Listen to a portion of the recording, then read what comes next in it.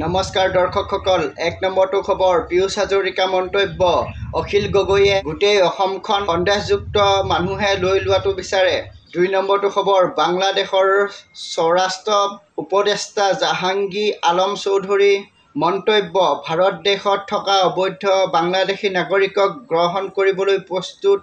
বাংলাদেশ মানে ভাৰতত অবৈধভাৱে থকা বাংলাদেশীক লৈ যাব বাংলাদেশলৈ।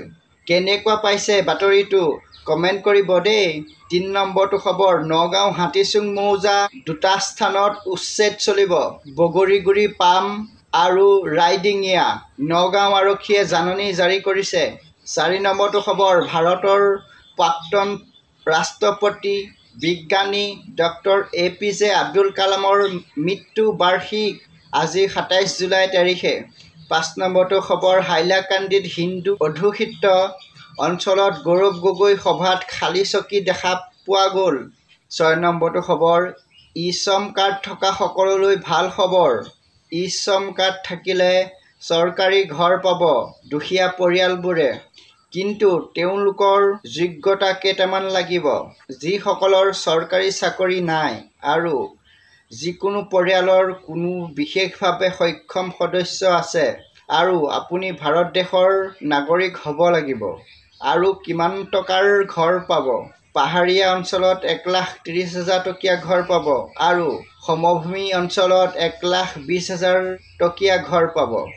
৭ নম্বৰটো খবৰ, ৰাজ্যিক বিজেপিৰ সভাপতি দিলীপ শইকীয়া মন্তব্য, অসমৰ কাৰণে কংগ্ৰেছ অভিশাপ।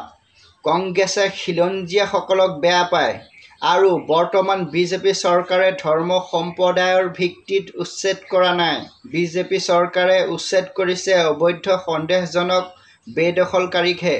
৮ নম্বৰটো খবৰ, শৃংখল চলিহা মন্তব্য, অবৈধ বাংলাদেশী মিঞাৰ বিৰুদ্ধে যুঁজৰ বাবে সাজু হওক প্ৰতিজন অসমীয়া আৰু অসমৰ খিলঞ্জীয়া জাতিটো বচাবলৈ হ'লে ইনষ্টাগ্ৰাম ফেচবুক এৰক, হেংদাং লৈ ৰাজপথলৈ আহক বাংলাদেশীক খেদিবলৈ। ৯ নম্বৰটো খবৰ, ১০ লাখ ভাৰতীয়ই এৰিলে নিজৰ দেশৰ নাগৰিকত্ব। কৰ্মৰত সন্ধানত বেলেগ দেশৰ নাগৰিকত্ব গ্ৰহণ কৰিলে। ৰাজ্যসভাত বৈদেশিক পৰিক্ৰমা মন্ত্ৰালয়ৰ ৰাজ্যৰ মন্ত্ৰীয়ে এই বিস্ফোৰণ তথ্য প্ৰকাশ কৰিলে। ১০ নম্বৰটো খবৰ, যোৰহাটত মিঞা আক্ৰমণত আহত অসমীয়া এজন পাচলি বেপাৰী। ১১ নম্বৰটো খবৰ, নগাঁও আৰক্ষী প্ৰশাসনৰ ফালৰ পৰা জানিব পৰা মতে ঢিঙৰ ৬টা স্থানত উচ্ছেদ অভিযান চলিব। ১২ নম্বৰটো খবৰ, অসম আন্দোলনৰ শ্বহীদৰ স্মৃতি যুগমীয়া কৰিবলৈ অসম চৰকাৰৰ ডাঙৰ পদক্ষেপ। বৰা গাঁৱত ১১৪ বিঘা মাটিত নিৰ্মাণ হ'ব শ্বহীদৰ প্ৰতিমূৰ্তি।